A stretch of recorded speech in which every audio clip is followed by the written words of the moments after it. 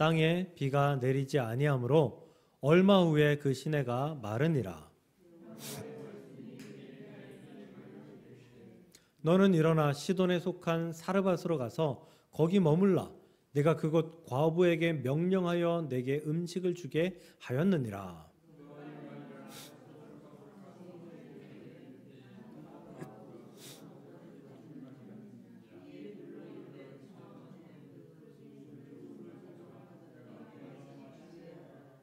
그가 가지러 갈 때에 엘리야가 그를 불러 이르되 청하건대 내 손에 떡 한 조각을 내게로 가져오라.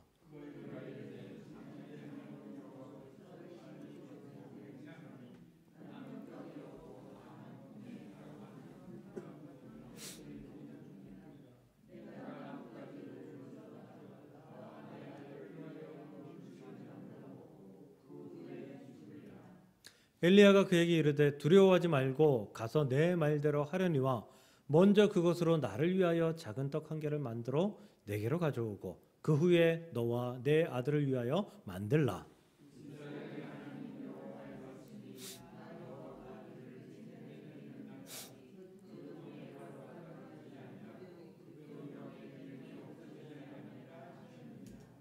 그가 가서 엘리야의 말대로 하였더니 그와 엘리야와 그의 식구가 여러 날 먹었으나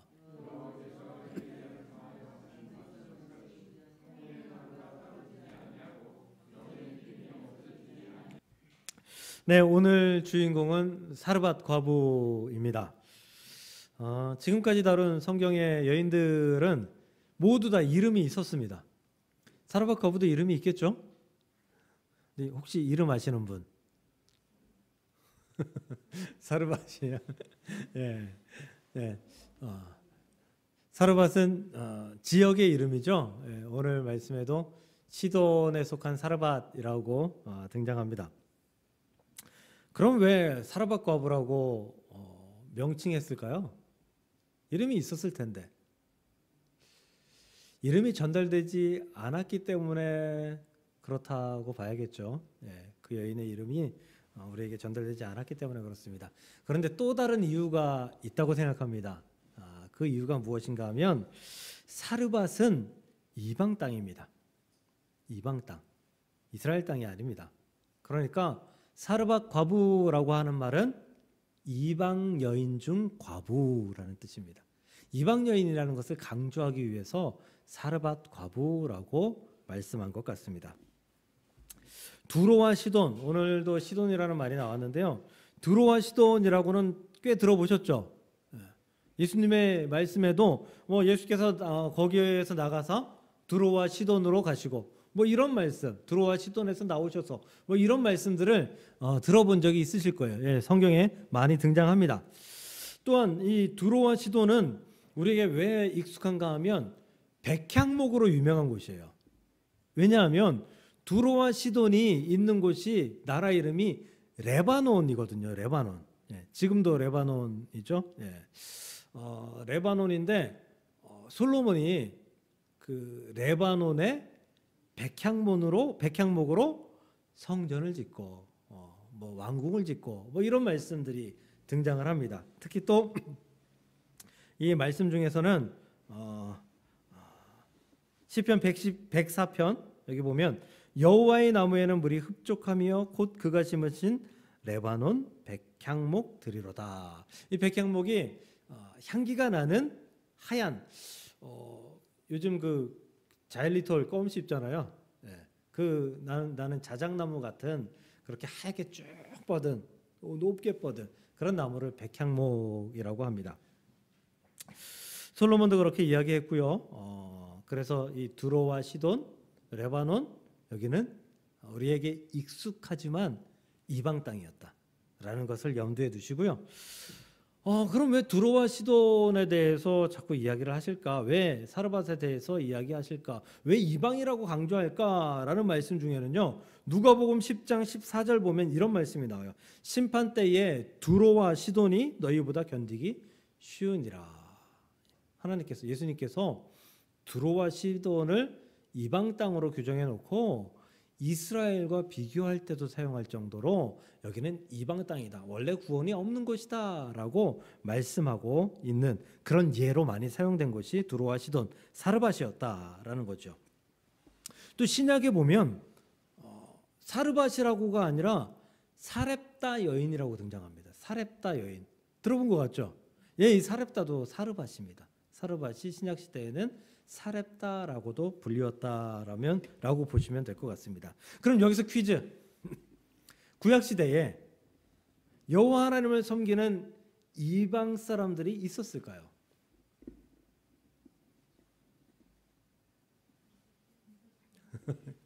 예, 있었을 것 같아요.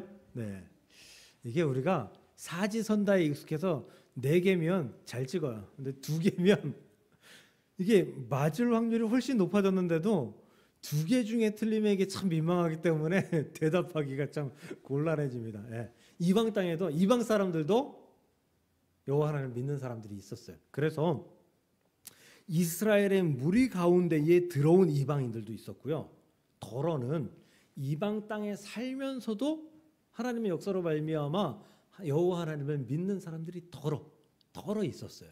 오늘 등장하는 사르밧 과부도 이때까지는 모르겠어요. 이때까지는 아닌 것 같아요. 잘 모르겠어요. 근데 어쨌든 오늘 말씀이 끝나는 맨 마지막 절을 보면, 오늘 17장 맨 마지막에 가보면 이 사르밧 여인도 여호와 하나님을 믿게 되었다는 것을 볼 수 있습니다. 마지막 절이에요. 여인이 엘리야에게 이르되 내가 이제야 당신은 하나님의 사람이시요 당신의 입에 있는 여호와의 말씀이 진실한 줄 아노라. 그러니 그 하나님을 나도 믿겠노라 하는 말씀과 동일하게 볼 수 있을 것 같습니다. 오늘 이 사르밧 과부, 이 이방 여인, 이 여인을 통해서 우리에게 주시는 하나님의 은혜가 있는 줄로 믿고요. 그 은혜를 우리가 잘 받아들여 우리의 삶에 있어서 실천할 수 있고 결단할 수 있기를 주의 이름으로 간절히 축복합니다. 구약시대에 겪었던 가장 어려운 일이 무엇이었을까요? 2가지인데요. 첫 번째는 전쟁입니다. 전쟁.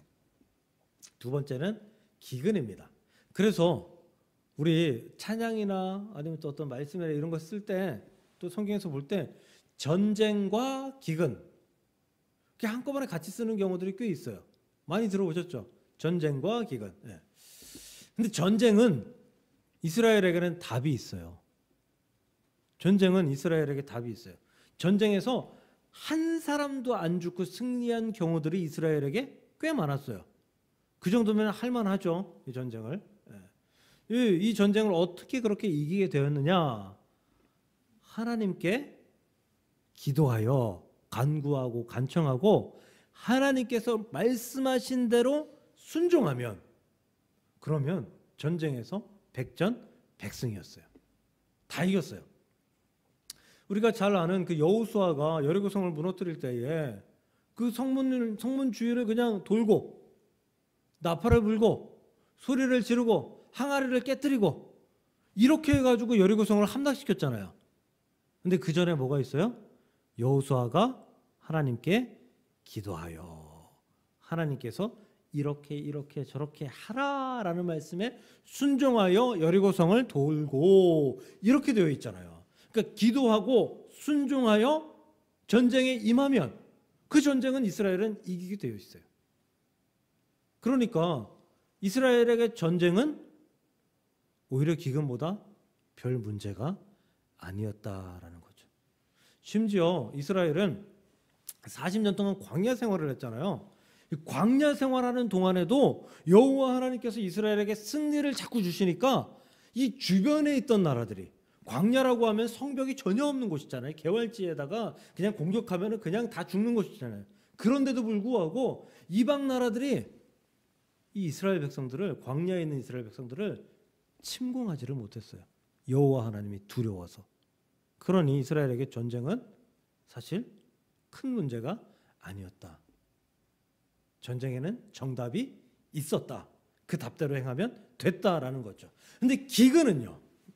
이스라엘의 기근에도 답은 있어요. 근데 이 답대로 잘 행하지 못했다라는 것이 문제죠. 기근이 왜 생겼을까요?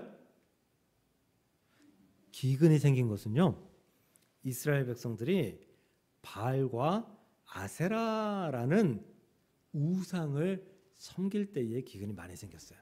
바알과 아세라는 풍요의 신이잖아요. 농사의 신이잖아요. 예, 열매를 많이 맺게 하는 신입니다. 우상입니다.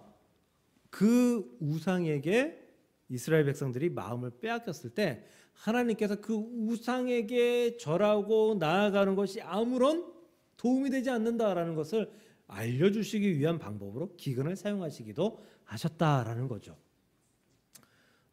그럼 이스라엘 백성들은 왜 바알과 아세라를 섬길까요? 여호와 하나님을 전적으로 섬겨야 되는데 하나님을 전적으로 섬기다 보면 그 마음에 틈이 생기죠. 우리도 신앙생활하다 보면 틈이 생기잖아요.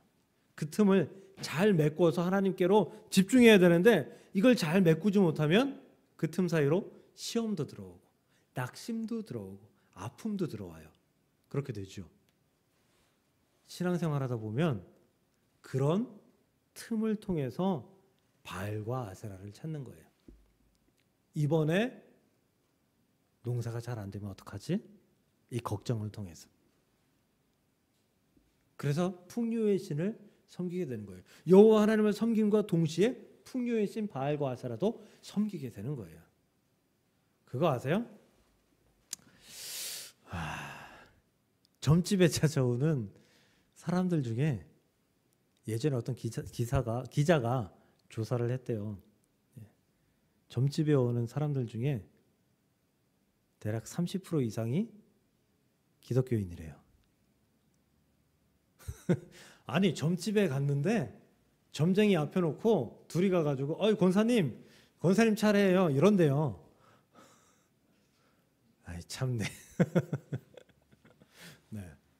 이게 그 틈이 그 여호와 하나님을 향한 그 신앙의 틈이 우리가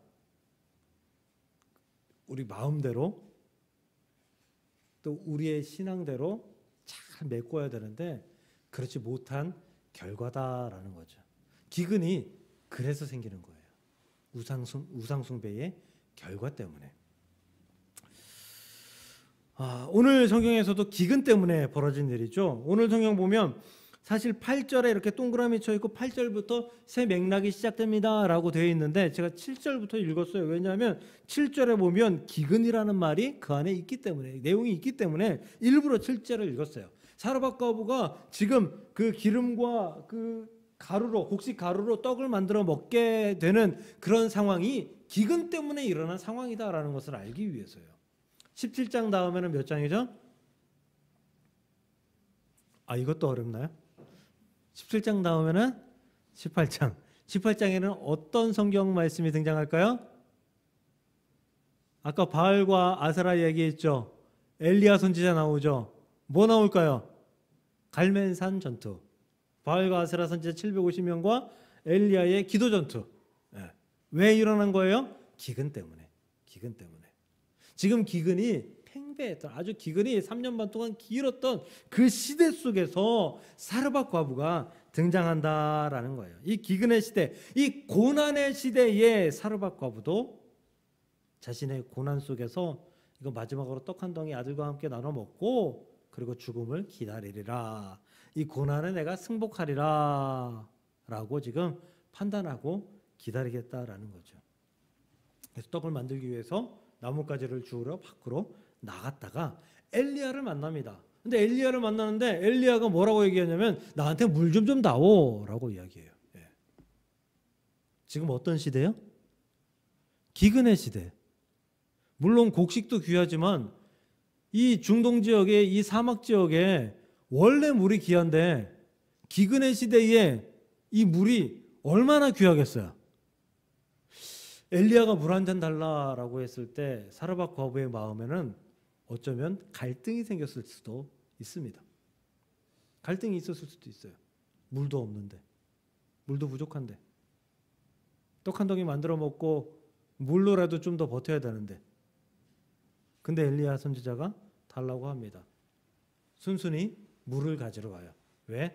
엘리야 선지자의 모습이 딱 봐도 그냥 선지자의 모습이었을 것 같아요. 거부하기 어려운 그러한 모습이었을 것 같아요. 근데 가고 있는데 다시 불러요. 다시 불러가지고 뭐라고 얘기하냐면 그가 가지러 갈 때 엘리야가 그를 불러 이르되 청하건대 내 손에 떡 한 조각을 내게로 가져오라. 떡 한 조각 나한테 달라. 물도 가져오고 떡도 하나 달라. 라고 이야기합니다. 참 염치도 없어요. 염치가 없다는 생각이 들어요. 예. 저는 좀 내향형입니다. 예. 내향형이에요. 내향형들의 특징이 집돌이에요.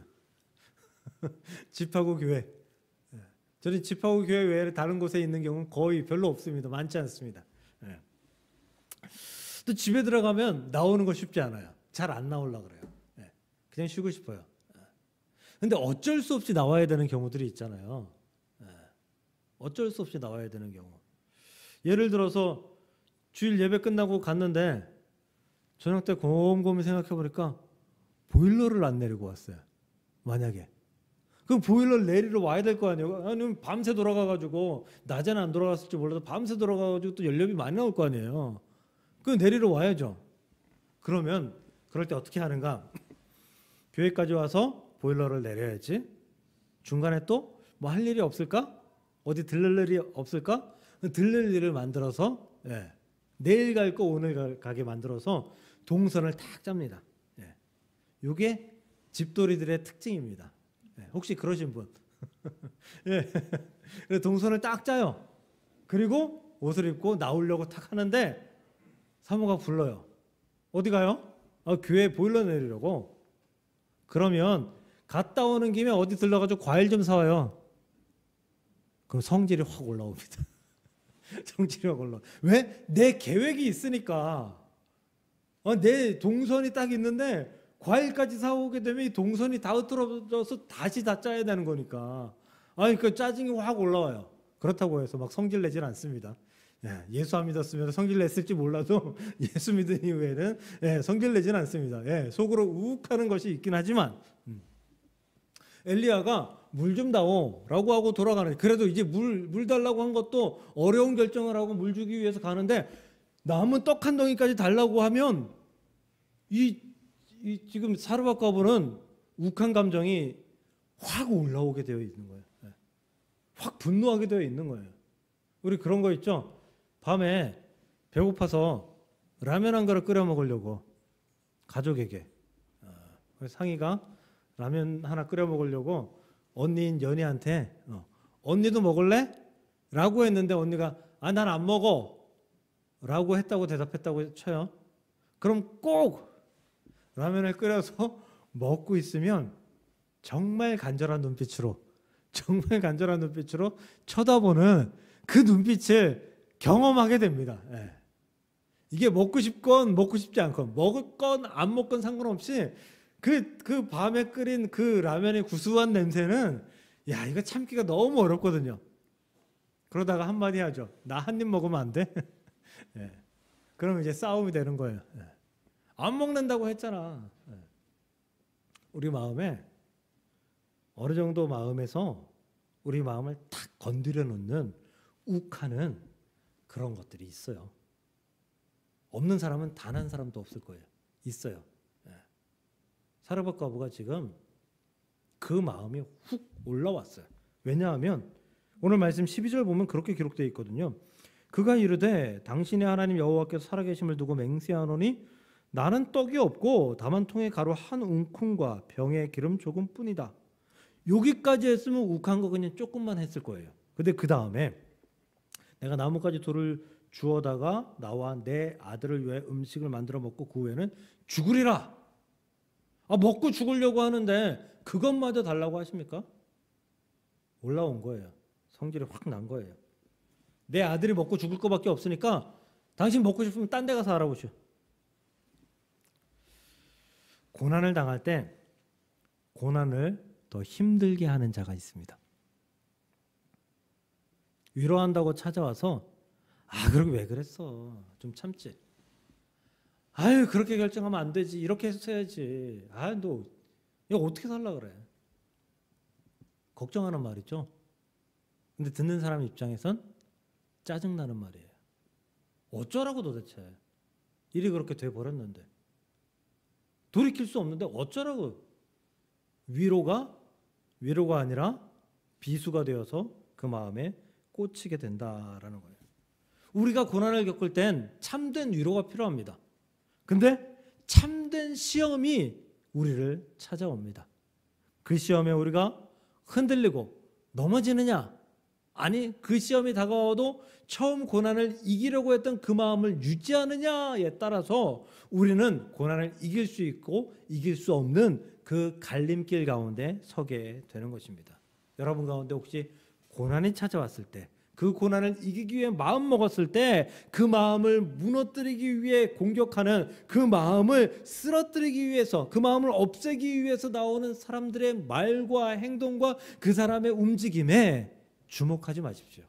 여러분이 고난을 겪고 그 고난을 이기겠다 마음먹은 그 마음에 주목하십시오. 그리고 그 고난을 이겨낼 수 있는 그 단계에 접어들 수 있기를 주의 이름으로 간절히 축복합니다. 근데 문제는요, 근데 웃긴 건요, 고난 중에 그렇게 찾아온 자가 시험, 고난이 될 수도 있는데 은혜도 될 수 있습니다. 내 마음가짐에 따라서. 그 사람이 내게 시험이 될 수도 있는데 은혜도 될 수 있다니까요. 엘리야가 지금 떡 한 덩이 더 나에게 달라라고 얘기한 건 지금 사르밧과 아브한테 엄청난 시험이에요. 지금 아들 먹이고 한 끼 먹이고 조금이라도 더 살게 해야 되는 그런 상황인데 그걸 달라고 하니 이건 엄청난 시험입니다. 그런데 엘리야가 나타나서 이 떡을 달라라고 한 그 말에 사르밧 과부가 답했고, 엘리야가 다시 그리하면 떡을 만들 때 작은 거 하나 만들어서 나 주고 나머지 거 만들어서 아들과 내가 나누어 먹으면 나의 하나님 여호와 하나님께서 너의 그 통에 계속되어 마르지 아니하는 기름과 가루가 마르지 아니하는 역사가 있을 것이다 라는 말씀을 해요. 이 말씀을 듣고 사르밧 과부는 이게 은혜가 될 수도 있다라고 판단한 거죠. 은혜가 될 수도 있다. 이게 내게 축복으로 다가올 수도 있다라고 판단을 한 거예요. 내가 이걸 먹고 주구나, 조금 적게 먹고 주구나, 조금 약간의 차이인데 그 약간의 차이를 통해서 내가 저 선지자가 말하는 대로 이 떡을 투자했을 때 내게 은혜가 다가올 수 있다면 나는 그 은혜에 투자할 것이다. 사랑하는 성도 여러분, 여러분에게 다가오는 고난, 그리고 그 고난 속에서 다가오는 또 다른 시험, 이것이 여러분에게 변하여서 은혜가 될 수 있다는 사실을 기억하시기를 바랍니다. 그리고 그 은혜를 잡아볼 수 있으시기를 바랍니다. 그 사람이 여러분에게 찾아와서 왜 그랬어? 안 그랬으면 이런 결과가 없잖아. 이 말이 내게는 책망처럼 들릴지는 몰라도 그 사람은 책망이 아니라 위로를 한다고 했는데 그 말이 위로의 말이 아닌 그런 말로 나왔다라는 사실을 우리는 알고 있어요. 우리는 알고 있어요. 위로는 하는데 그게 내게 위로가 안 돼라는 것을 내가 알고 있다고요. 그렇다면 그 사람에게서 무엇을 찾아야 돼요? 그 사람의 중심, 마음을 찾아야 되는 거죠. 그 마음에 위로가 있어. 그렇다면 내가 그 사람을 기대면 그 사람이 내게 도움이 될 수 있어 라는 사실을 내가 깨닫고 그 사람을 의지할 수 있는 방법을 찾아야 된다라는 거죠. 우리에게 고난이 다가오면 그 고난 속에 시험이 다가오는데 그 시험이 내게 시험일 수도 있고 은혜가 될 수 있다. 그 은혜를 쟁취하고 그 은혜를 찾아내고 그 은혜로 말미암아 고난을 이겨낼 수 있는 기회를 만들 수 있는 저와 여러분들이 될 수 있기를 주의 이름으로 축복합니다. 왜냐하면 고난이 찾아오면 우리 멘붕 되거든요. 아무것도 생각이 안 나요. 판단력이 흐려져요. 판단이 잘 되지 않아요. 고난과 함께 온 일이 내게 선한 일인지 악한 일인지 판단이 서지 않아요. 그리고 어떻게 되느냐? 예민해져요. 너무 예민해져요. 그래서 그 위로가, 정말 그 마음의 위로가 내게는 상처로 다가오는 경우가 내가 예민하기 때문이에요. 예민하기 때문에. 사르밧 과부는 그 예민한 마음을 누르고 떡을 만들었습니다. 그리고 엘리야에게 주고 남은 것을 아들과 나누어 먹었습니다. 그리고 그것이 은혜가 되어서 사르밧 과부에게 돌아옵니다. 마치 만나의 사건과도 같죠. 만나의 사건과도 같아요. 하나님께서 매일마다 아침에 그 항아리에 그날 먹을 만큼의 양식을 얻어갈 수 있게끔 배려하신, 내려주신 만나와도 같은 역사가 사르밧 과부에게 일어납니다. 우리는 만나를 뭐라고 표현합니까? 하나님의 은혜라고 표현합니다. 사르밧 과부에게 다가왔던 고난, 다가왔던 시험, 아픔, 상처, 이 모든 것들이 그 항아리에 매일 조금씩 생겨나는 기름과 그 가루로 말미암아 은혜가 되어서 그가 살아갈 수 있는 힘과 능력이 되었다는 사실을 기억하시고, 여러분들도 고난 가운데 함께 찾아오는 은혜를 찾아낼 수 있고 은혜를 의지할 수 있는 저와 여러분이 될 수 있기를 주의 이름으로 간절히 축복합니다. 마지막으로요, 오늘 본문 이후의 말씀도 읽어야 되는데 읽지 않았어요. 그 이후의 말씀, 어떤 말씀이 나오냐면 갑자기 사르밧 과부의 아들이 죽어요. 아들이 죽었다. 이건 고난이라고 얘기하기도 좀 그래요. 그냥 절망이고요. 이건 우리가 어떻게 그 마음으로 표현할 수 없는 그런 상황인 거예요. 어쩌면 살아갈 이유도 없어지는. 차라리 지난번 기근에 엘리야 만나지 않고 그 떡 한 덩이 만들어서 아들과 먹고, 자기가 더 나이가 먹었으니까 내가 먼저 굶주려 죽었다면, 아들의 죽음을 보지 않고 내가 먼저 죽었다면 차라리 나았을 텐데, 그런 생각을 했을 수도 있었을 것 같아요. 이상하게도 고난이 찾아오고 그 고난을 이겨내면 더 큰 고난이 찾아오곤 합니다. 이상해요. 정말 이상해요.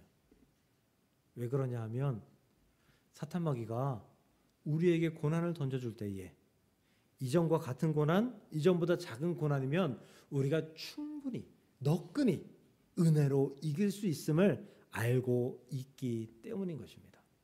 그래서 더 큰 고난을 줘요. 이거면 이길 수 있겠어? 이거면 견딜 수 없겠지. 마치 욥에게 사탄이 준 고난과도 같은 거예요. 하나님께서 그의 생명만 건드리지 말고 그의 믿음이, 그의 신앙이 온전한지 내가 시험할 수 있도록 내가 허락하겠다라고 말씀하신 그 하나님의 말씀에 사탄이 일한 그런 역사와도 같다라는 거예요. 욥에게 계속해서 더 크고 더 악한 그런 일들을 계속해서 사탄이 허락합니다. 사르밧 과부에게 그러한 일이 아들의 죽음이었다라는 거죠. 사르밧 과부는 어떻게 해야 될까요? 아들이 죽었어요. 어떻게 해야 될까요? 여기서 어떻게 은혜를 찾을 수가 있을까요? 물론 은혜도 있겠죠. 근데 그 은혜를 찾기는 정말 쉽지 않을 거예요. 정말 대단한 사람 아니면 그 은혜를 찾기 어려울 거예요. 그렇다면 방법을 찾아야겠죠. 방법을. 지금 이 상황을 이길 방법을 찾아야 돼요. 이전의 고난을 이길 수 있었던 방법은 어떤 거였어요? 엘리야를 통해 온 은혜였어요. 엘리야를 통해 온 은혜가 방법이었어요. 그렇다면 사르밧 과부가 지금 아들의 죽음이 있는 이 상황에서 무엇을 해야 돼요? 엘리야를 통해서 있을 은혜가 있는지 찾아봐야 되는 거죠. 사르밧 과부는 엘리야에게 울며 요청합니다. 어떻게 내 아들이 먼저 죽을 수 있습니까? 울며 불며 사르밧 과부는 엘리야에게 매달립니다. 엘리야는 기도하고 그 아이를 침상에 눕히고 자신의 몸으로 데피고 기도하고 간청하여서 우리 하나님께서 그 아이의 생명을 살려주심을 다시 한번 경험하게 됩니다. 할렐루야. 우리가 고난을 이길 수 있었던 것은 하나님을 의지했기 때문인 것을 우리가 알고 있습니다.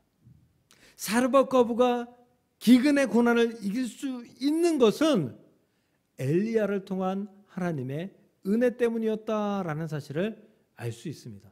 그래서 사르밧과부는 그 하나님의 은혜, 그 엘리야를 찾아간 것이죠. 그렇다면 만약에 우리에게 고난이 또 찾아온다면, 더 큰 고난이 우리에게 찾아온다면 우리는 과연 어떤 방법을 취해야 되겠습니까?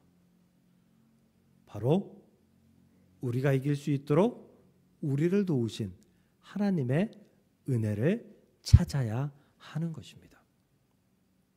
그 어려운 가운데에도 하나님의 은혜는 반드시 숨어 있고, 그 숨어 있는 은혜를 발견하기 위한 하나님의 계획들이 있다는 사실을 우리는 기억하고, 그 은혜를 찾기 위해서 다시 한번 나서야 되고, 그 은혜를 찾아서 다시 한번 그 큰 고난을 이길 수 있는 저와 여러분들이 되어야 된다라는 사실을 기억하시기를 바랍니다. 제가 이번 말씀을 준비하면서 이 성경을 정말 많이 읽었었는데 이번에 깨달은 게 하나 있어요. 뭐냐 하면 이게 하나님의 계획 가운데 일어난 일이었더라고요. 계획 가운데. 오늘 8절, 9절을 다시 한번 읽어보겠습니다. 여호와의 말씀이 엘리야에게 임하여 이르시되 너는 일어나 시돈에 속한 사르밧으로 가서 거기 머물라. 내가 그곳 과부에게 명령하여 내게 음식을 주게 하였느니라. 일이 벌어지기 전에 하나님께서 다 엘리야에게 알려주신 거예요. 하나님이 계획하셨다는 거예요. 이 뜻은 뭐예요? 하나님이 사르밧과부를 탁 찍었다라는 거죠. 선택했다는 거예요. 네. 사르밧과부를 탁 찍어서 내가 그녀를 구원할 거야. 내가 그녀를 통해서 나의 살아있는 나의 존재를 알게 하고, 그리고 그녀를 통해서 이방 땅에도 하나님의 역사가 존재한다는 사실을 알려줄 거야. 이 말씀이 아닐까. 그러니까 사르밧과부가 엘리야를 만난 것도 하나님의 의도 계획이고, 엘리야가 염치 없게 물도 달라 떡도 달라 했던 것도 하나님의 의도이고, 사르밧과부가 갈등하는 가운데에서도 그 떡을 엘리야에게 준 것도 하나님의 의도이다라는 거예요.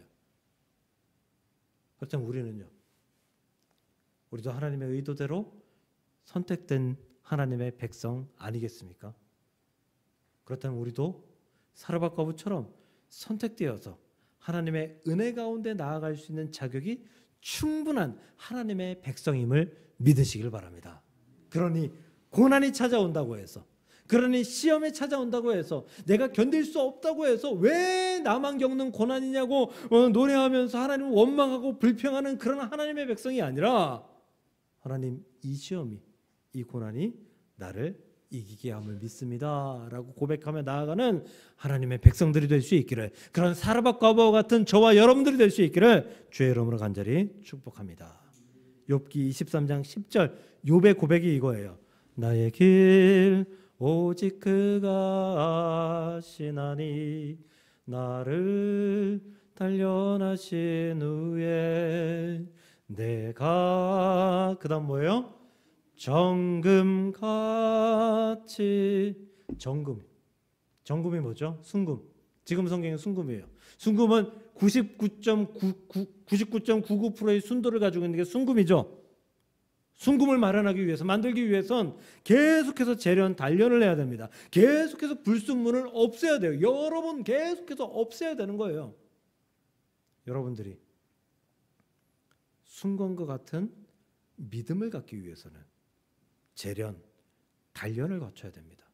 그것이 고난이고, 그 재련과 단련을 거쳐서 우리가 순금이 될 때에 우리가 경험하는 것이, 그 고난을 이겨낼 수 있도록 경험하는 것이 하나님의 은혜다라는 사실을 기억하시고, 오늘 저와 함께 그 고난을 이겨내고 순금이 되고 정금이 되어서 아름답고 온전하고 완벽한 믿음을 소유할 수 있는 저와 여러분들이 되어주시기를 주의 이름으로 간절히 축복합니다.